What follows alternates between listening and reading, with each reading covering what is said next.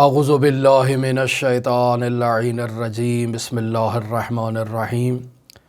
کتاب گلشن احباب در کیفیت سیر و سلوک اولی الالباب، اس گراں قدر کتاب کے مضامین پر گفتگو آپ کے ساتھ جاری ہے۔ آیت اللہ سید محمد صادق حسینی طہرانی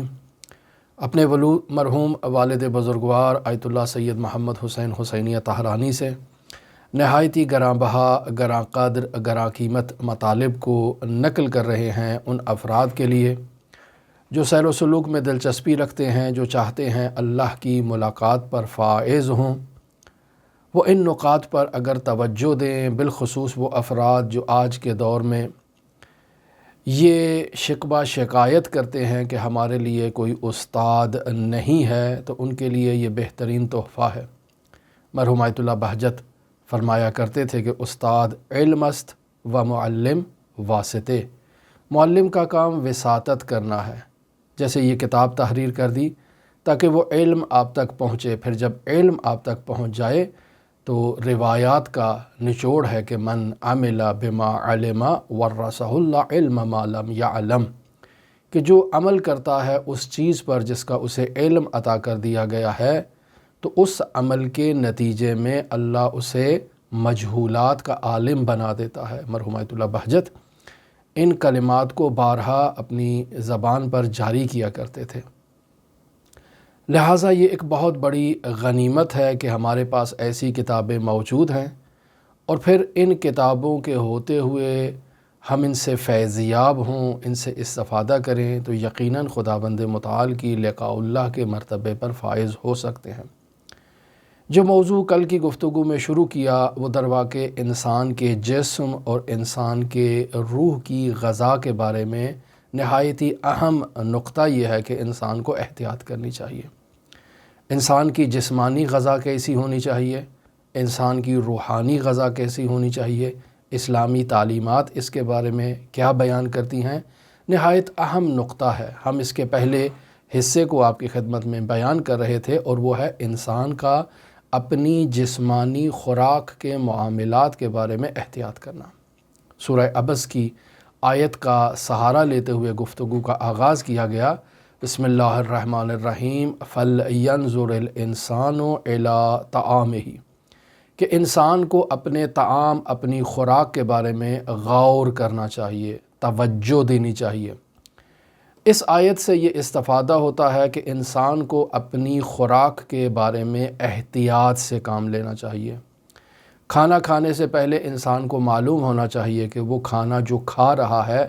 وہ دینی نقطۂ نظر سے حلال ہے یا حرام ہے۔ سوال یہاں یہ پیدا ہوتا ہے کہ یہ جو احتیاط کے بارے میں کہا کہ انسان کو اپنے کھانے کے بارے میں احتیاط کرنی چاہیے، یہ احتیاط واجب ہے یا مستحب؟ ایک یہ موضوع ہے۔ دوسرا سوال یہ پیدا ہوتا ہے کہ کیا انسان صرف معلوم الحرمت کو چھوڑ دے تو یہ کفایت کرتا ہے؟ یعنی وہ خوراک جس کے حرام ہونے کا انسان کو علم ہے، صرف اس کو ترک کر دے، جس کے بارے میں شک ہے اسے ترک نہیں کر رہا، تو کیا یہ انسان کے لیے کفایت کرتا ہے؟ تو یقینی بات ہے، اگر انسان سیر و سلوک کی وادی میں دلچسپی رکھتا ہے، اگر انسان اللہ سے ملاقات میں دلچسپی رکھتا ہے، اگر اللہ کے اولیاء حضرات ائمہ معصومین علیہم الصلاۃ سے ملاقات اور ان سے ہم جواری میں دلچسپی رکھتا ہے، تو یہ احتیاط اس کے لیے احتیاط واجب قرار پائے گی، مستحب نہیں ہے۔ یہ نقطہ توجہ فرمائیں۔ اور پھر صرف انسان کو معلوم الحرمت سے اجتناب نہیں کرنا، بلکہ انسان کو مشکوک الحرمت سے بھی انسان کو اجتناب کرنا ہے۔ لہٰذا مرحوم علامہ سید محمد حسین حسینی طہرانی یہ بیان کیا کرتے تھے کہ مثلاً آج کل کے اس جدید دور میں بعض ایسے مستحدث اور جدید مسائل ہیں جو ماضی میں حضرات ائمہ معصومین علیہم الصلاۃ کے زمان حیات میں موجود نہیں تھے۔ مثلاً سگریٹ پینا، یہ اس زمانے میں سگریٹ تو نہیں ہوا کرتی تھی، یا اسی طرح آج کل کے دور میں موجود کوکو کولا، پیپسی یا اس قسم کی انواع و اقسام کے مشروبات، ان بوتلوں کو پینا، ان کے بارے میں یہ جدید مسائل ہیں، مستحدث مسائل ہیں۔ تو سوال یہ ہے کہ انسان کیا ان کے بارے میں اصل براءت کو جاری کر سکتا ہے؟ تو مرحوم علامہ حسینی طہرانی بیان کرتے تھے کہ مکلفین اس بارے میں اصل براعت جاری نہیں کر سکتے، بلکہ یہ فقیہ حاکم کی ذمہ داری ہے کہ وہ ان کے بارے میں جستجو کریں، ان کے بارے میں تحقیق کریں، اور پھر اصل براعت کا حکم اگر جاری کرنا بنتا ہے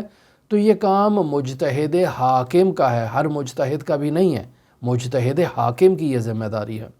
کہ وہ ایسے کاموں میں مداخلت کرے۔ اور پھر فرماتے تھے کہ یہ جو احتیاط کہا گیا ہے یہ فرق نہیں کرتا ہے کہ معلوم الحرمت ہے یا مشکوک الحرمت ہے، انسان کی یہ ذمہ داری ہے کہ ان دونوں سے اجتناب کرے اور دونوں سے پرہیز کرے۔ اور پھر نہایت اہم نکتہ کہ انسان کو اپنے خوراک کے حلال اور حرام ہونے کے بارے میں اگر شک ہو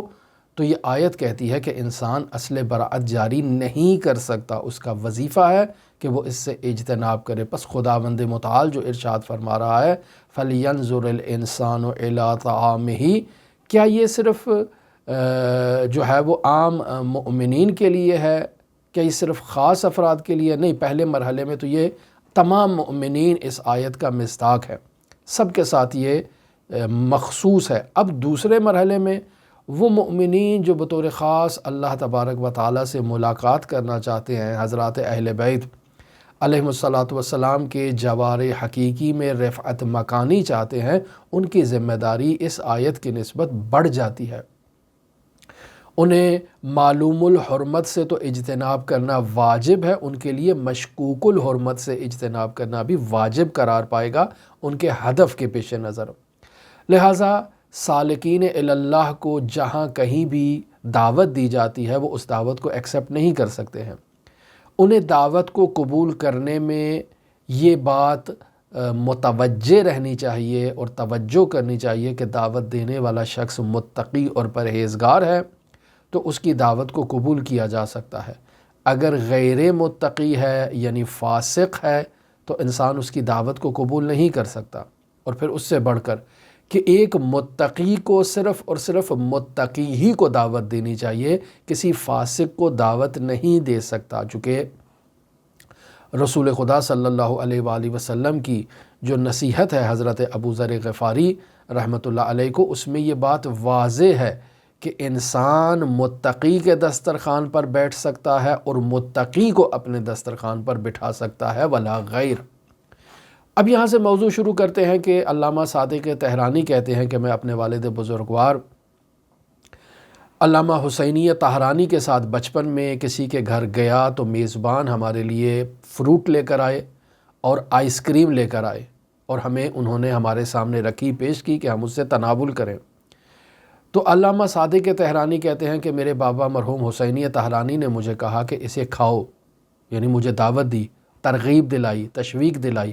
کہ اس غذا کو کھاؤ، اس پھلوں کو کھاؤ، اس آئس کریم کو کھاؤ۔ دلیل کیا ہے؟ وَلَا تَأْكُلْ طَعَامَ الْفَاسِقِينَ، کہ تم فاسقین کے طعام کو مت کھاؤ۔ یہ جو آئس کریم آئی ہے، یہ جو فروٹ آیا ہے، یہ ایک متقی انسان لے کر آیا ہے، لہٰذا متقی کی لائی ہوئی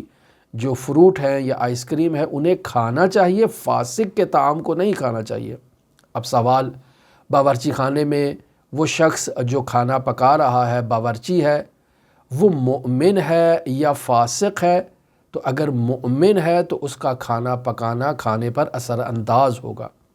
اگر وہ فاسق ہے تو اس کا کھانا پکانا کھانے پر اثر انداز ہوگا۔ البتہ فقہی اعتبار سے اس میں کوئی حرج نہیں ہے، فقہی اعتبار سے انسان کو جو کھانا پیش کیا جا رہا ہے علی الظاہر فقہی اعتبار سے جب وہ حلال انسان کے لیے ثابت ہو جاتا ہے تو انسان اسے کھا سکتا ہے، فقہی اعتبار سے اس میں کوئی حرج نہیں ہے۔ بطور خاص جو اسلامی تعلیمات میں سوق مسلمین کو ایک اعتبار حاصل ہے کہ انسان مسلمانوں کے بازار میں جاتا ہے، وہاں بریانی پکی ہوئی ہے، وہاں پلاؤ پکا ہوا ہے، وہاں حلیم بنی ہوئی ہے، انواع و اقسام کے کھانے تیار ہیں، انسان جاتا ہے، پیسہ دیتا ہے، کھانا خریدتا ہے، دسترخوان بچھاتا ہے، اس کھانے کو تناول کرتا ہے۔ فقہی اعتبار سے اس میں کوئی حرج نہیں ہے، انسان اس کھانے کو تناول کر سکتا ہے، اس کے لیے حلال ہے، طیب و طاہر ہے، پاکیزہ ہے۔ ہماری گفتگو فقہی موضوع پر نہیں ہو رہی ہے، ہم فقہ اکبر کے بارے میں گفتگو کر رہے ہیں کہ وہ انسان جو اللہ سے ملاقات کرنا چاہتا ہے وہ انسان جو حضرات اہل بیت علیہم الصلاۃ والسلام کے جوار میں رفعت مکانی چاہتا ہے، اس انسان کے لیے اس بات پر توجہ دینا نہایت ضروری ہے کہ یہ کھانا پکانے والا شخص باتقویٰ ہے، پرہیزگار ہے، مؤمن ہے یا فاسق ہے۔ اگر فاسق نے کھانا تیار کیا ہے تو اس کھانے پر اس فاسق کی روح کا اثر ہوگا، اور اگر مؤمن اور باتقویٰ انسان نے کھانا تیار کیا ہے تو اس کا کھانے پر اثر ہوگا۔ لہٰذا باورچی کا مؤمن ہونا کھانے پر اس کے روح پرور ہونے پر تاثیر گزار ہے، اور اسی طرح سے باورچی کا فاسق ہونا، بے دین ہونا، اس کا کھانے کے جو روح ہے اس کے اوپر ایک روحانی جو ہے وہ اثر انداز ہوگا۔ لہٰذا سوال ہے کہ کیا انسان سالک کو من مرضی کی اجازت دے دی گئی ہے؟ اللہ نے سالک کو آزاد چھوڑ دیا ہے، اس کا جو دل چاہتا ہے وہ کرے، فقہی اعتبار سے فقہ اصغر میں مشاہدہ کرے، جو چیز حلال ہے اس کو انجام دے، جو چیز حرام ہے اس کو ترک کر دے۔ کیا یہ اس کے لیے کفایت کرتا ہے؟ یا فقہ اکبر کی طرف بھی رجوع کرے کہ جو مستحبات ہیں ان کی رعایت کی جائے، جو مکروہات ہیں ان سے اجتناب کیا جائے، حتیٰ اس سے بھی بالاتر کہ جو انسان غیر متقی ہے اور وہ کھانا تیار کر رہا ہے، انسان اس کے طعام سے بھی اجتناب کرے، کیوں؟ چونکہ اس کا اثر وضعی اس طعام پر موجود ہے۔ حتیٰ مرحوم علامہ حسینی طہرانی کہتے تھے کہ وہ شخص جو گوشت کو دھو رہا ہے، اس کے دھونے کا بھی اس گوشت کے اوپر جو ہے وہ اثر ہوگا، اور وہ شخص جو کھانا پکا رہا ہے اس کا تو بدرجہ اولا اثر ہوگا اس کھانے کے اوپر، اس کی سانس کا اثر ہوگا اس کھانے کے اوپر جسے انسان تناول کر رہا ہے۔ ہم نے ایک بحث گزشتہ دروس میں یعنی بیان کی اسی کتاب گلشن احباب در کیفیت سیر و سلوک اولی الالباب میں، اور وہ بحث تھی قبض و بسط غیر اختیاری سے متعلق۔ اس کی مثال یہاں پہلے بھی البتہ دے چکا ہوں، یہاں پھر علامہ طہرانی بیان کر رہے ہیں۔ علامہ صادق طہرانی کہتے ہیں کہ بچپن میں جب ہم ماضی میں تہران میں، چونکہ تہران میں مقیم تھے اور مسجد قائم میں مرحوم علامہ حسینی طہرانی نماز پڑھایا کرتے تھے، تو مسجد تک جانے کے لیے ان کا گزر جو ہے وہ سینما کے آگے سے بھی ہوتا تھا۔ تو علامہ صادق طہرانی کہتے ہیں کہ جب ہم سینما کے آگے سے عبور کرتے تھے تو ہمارے وجود میں ایک کدورت اور ایک تاریکی اس مکان کی وجہ سے ایجاد ہوتی تھی، اور جیسے ہی ہم مسجد کے قریب پہنچتے تھے تو وہاں ہمارے وجود میں ایک نورانیت ایجاد ہو جاتی تھی۔ سوال ایسا کیوں ہوتا ہے؟ یہ جو قبض و بسط کی کیفیت حاصل ہوتی ہے، یعنی سینما کے آگے سے گزرنے سے انسان کے وجود میں تاریکی اور کدورت ایجاد ہو جائے، اور مسجد کے قریب جانے سے انسان کے وجود میں نورانیت آ جائے، اس کی وجہ کیا ہے؟ فرماتے ہیں اس کی بنیادی وجہ یہ ہے کہ وہاں مسجد میں مؤمنین آتے ہیں اور اپنے پاکیزہ نفس کے ساتھ جب اللہ اکبر کی آواز بلند کرتے ہیں، تکبیرۃ الاحرام کہتے ہیں، تو اس تکبیرۃ الاحرام کا مسجد کی در و دیوار پر اثر ہوتا ہے، اور وہ در و دیوار نورانی ہو جاتی ہیں، اور پھر جب وہ نماز پڑھتے ہیں اور باقی نماز کے اذکار کو انجام دیتے ہیں تو اس سے مزید نورانیت میں اضافہ ہوتا ہے۔ جبکہ سینما ایسا نہیں ہے، سینما میں لاابالی قسم کی چیزیں موجود ہیں، مبتذل قسم کی چیزیں موجود ہیں۔ وہ ابتذال اس سینما کی قدورت کو مزید سے مزید اضافی تر کرتا چلا جاتا ہے۔ حالانکہ دونوں کی طرف اگر رجوع کیا جائے تو دونوں لوہے، اینٹوں اور سیمنٹ کا مجموعہ ہے، یعنی مسجد میں بھی یہی چیزیں شامل ہیں، سینما بھی انہی چیزوں سے مل کر بنا ہے، لیکن ایک انسان کے لیے قدورت ایجاد کر رہا ہے اور دوسرا انسان کے لیے نورانیت ایجاد کر رہا ہے۔ عین اسی طرح سے علامہ فرماتے ہیں کہ مسجد کو اگر آپ کلیسا کے ساتھ مقایسہ کریں تو دونوں اینٹوں، سیمنٹ، لوہے اور گارے کا مجموعہ ہے، دونوں کو انہی چیزوں سے بنایا گیا ہے،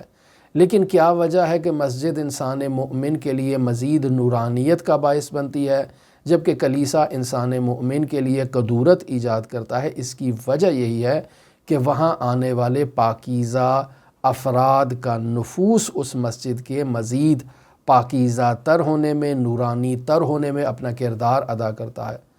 روزانہ وہاں سینکڑوں لوگ مسجدوں میں آتے ہیں، آ کر نماز پڑھتے ہیں، پھر اگلے دن آتے ہیں، پھر اگلے دن آتے ہیں، پھر اگلے دن آتے ہیں،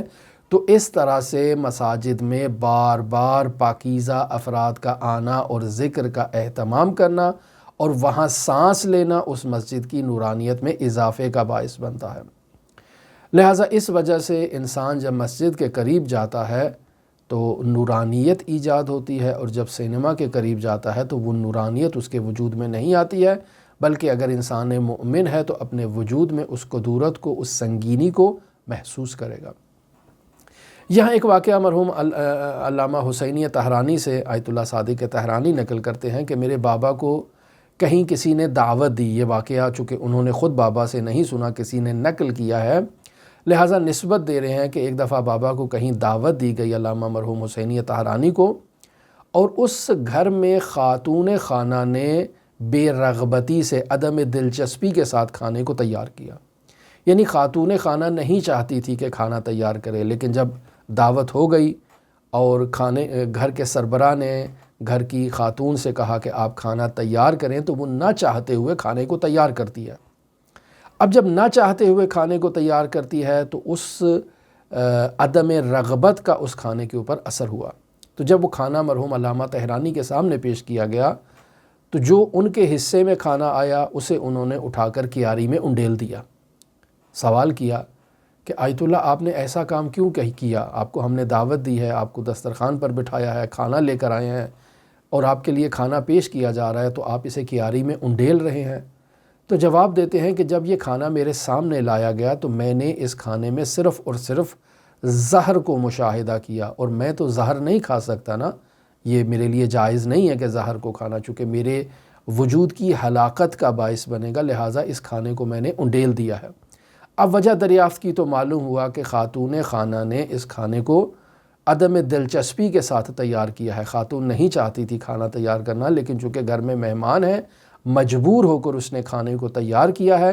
تو وہ جو مجبوری ہے اس کا اثر اس کھانے کے اوپر ایجاد ہوا ہے۔ ہم لوگ عزیزان محترم ان چیزوں کی طرف متوجہ نہیں ہیں۔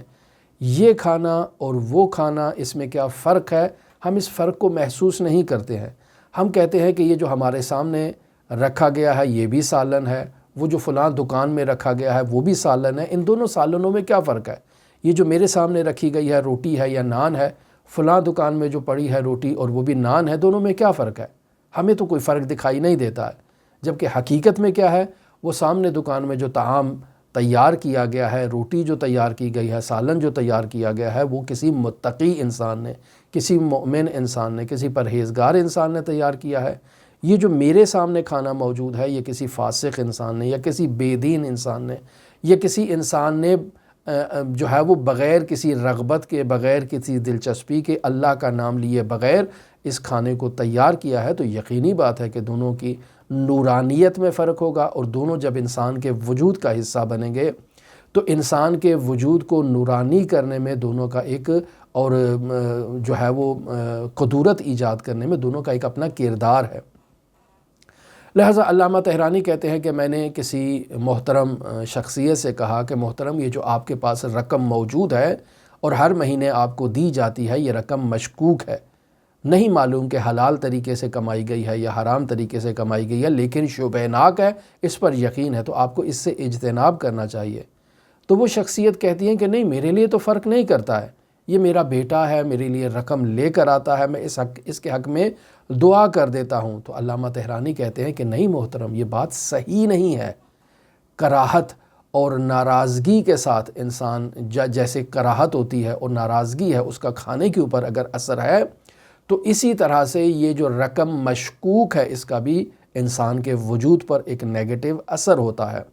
اور اگر کھانا جو انسان کے سامنے پیش کیا گیا ہے وہ حرام ہے تو اس کا اثر تو بہت ہی بلند ہے۔ رسول خدا صلی اللہ علیہ وآلہ وسلم ارشاد فرماتے ہیں، جو حضرت ابوذر کو وصیت فرمائی ہے، وَلَا يَأْكُلْ طَعَامَكَ إِلَّا تَقِيٌّ، کہ اے ابوذر تمہارے طعام سے کوئی مت کھائے مگر متقی انسان، یعنی تم کسی فاسق کو اپنے دسترخوان پر بٹھانے کے مجاز نہیں ہو، وَلَا تَأْكُلْ طَعَامَ الْفَاسِقِينَ، اور تم بھی کسی فاسق کے دسترخوان پر جانے کے مجاز نہیں ہو، کیونکہ معیار کیا ہے؟ معیار خود ہی تقویٰ ہے، معیار خود فسق ہے، کہ اگر فسق موجود ہے تو آپ اس دسترخوان کو ہاتھ نہیں لگا سکتے، اس روٹی کو ہاتھ نہیں لگا سکتے، کیوں؟ چونکہ روٹی بنانے والے میں فسق موجود ہے۔ اور اگر تقویٰ ہے تو آپ کو رغبت کے ساتھ اس روٹی کی طرف ہاتھ بڑھانا ہے، کیوں؟ چونکہ روٹی پکانے والا، سالن پکانے والا با تقویٰ ہے، رغبت کے ساتھ اس چیز کو تیار کر رہا ہے۔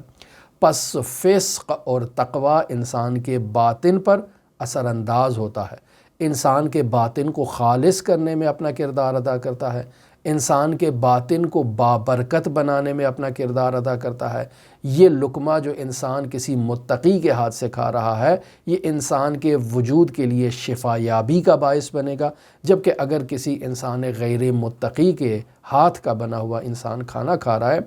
تو وہ انسان کی روح پر منفی آثار مرتب کرے گا، چہ بسا انسان کی روحانی بیماریوں اور جسمانی بیماریوں کا سبب بنے گا۔ پس انسان کا وظیفہ یہ ہے کہ وہ ہر جگہ کھانا نہیں کھا سکتا، ہر دکان سے کھانا خرید نہیں سکتا۔ تو سوال یہاں مومنین کے لیے تو نہایت ہی پیچیدہ اور نہایت ہی مشکل مرحلہ ہے۔ تو جی ہاں عزیزان محترم، ہمارے علماء کی آپ سیرت دیکھیں تو نہایت ہی دشوار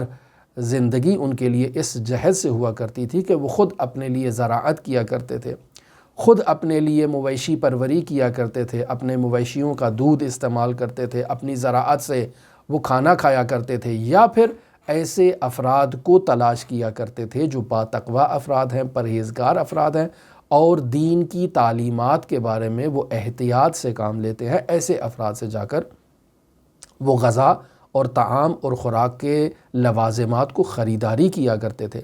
لہٰذا علامہ طحرانی کہتے ہیں کہ انسان کو کوشش کرنی چاہیے کہ وہ یہ جو غلہ خریداری کر رہا ہے، دالیں ہیں، چنے ہیں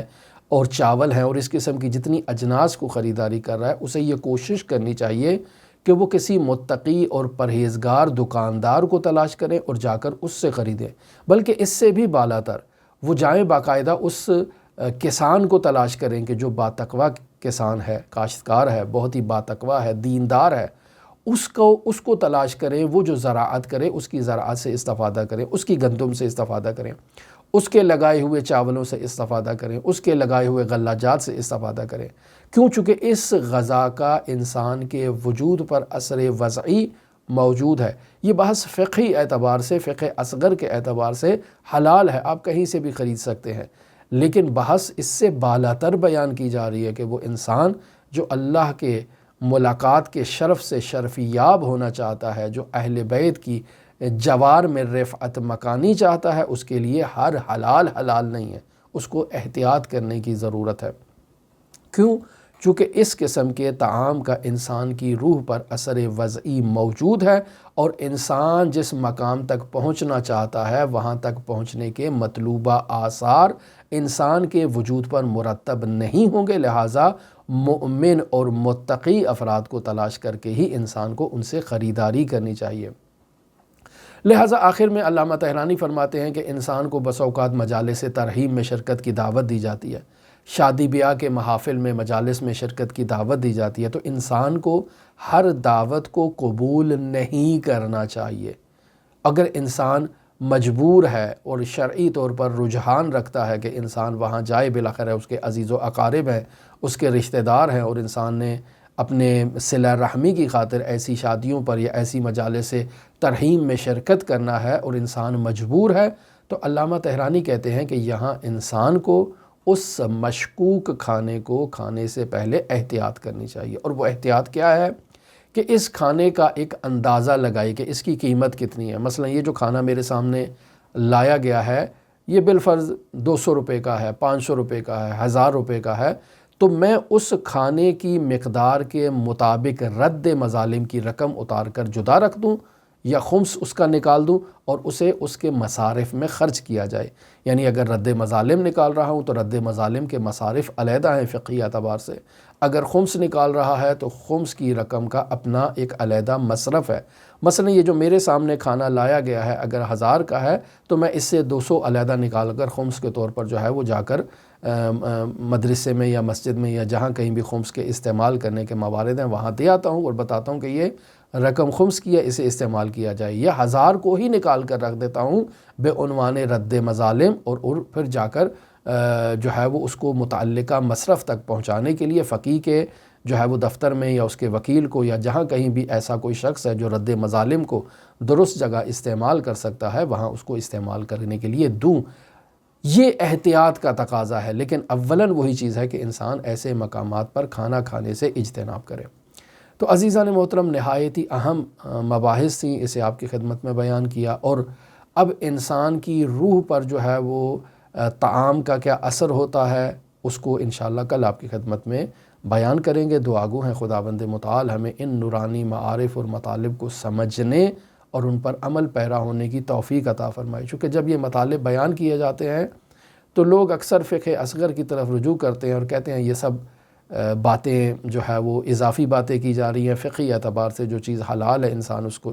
استعمال کر سکتا ہے، جو حرام ہے انسان اس سے اجتناب کرے، بس یہ انسان کے لیے اتنا ہی کافی ہے۔ یہ اس سے زائد جو احتیاطات بیان کی جا رہی ہیں ان کی ضرورت نہیں ہے، جبکہ خداوند متعال ارشاد فرما رہا ہے فَلْيَنْظُرِ الْإِنسَانُ إِلَىٰ طَعَامِهِ، اور اس سے باقاعدہ یہ بات واضح ہوتی ہے کہ مؤمنین کو حتیٰ بطور خاص سالکین اللہ کو اپنے طعام کے بارے میں خاص احتیاط کرنے کی ضرورت ہے، چونکہ یہ انسان کی روحانی جو اس پر اثر انداز ہوتا ہے، روحانیت پر انسان کی روح کو متاثر کرتا ہے، اور انسان کو احتیاط کرنی چاہیے۔ دعاگو ہیں خداوند متعال منجی عالم بشریت حضرت صاحب العصر صاحب الامر صاحب الزمان کے ظہور میں تعجیل فرمائے، اور ہمیں حضرت کے اصحاب و اعوان و انصار کی فہرست میں شمار فرمائے۔ اللہم صلی علی محمد وآل محمد وعجل فرج قائم آل محمد۔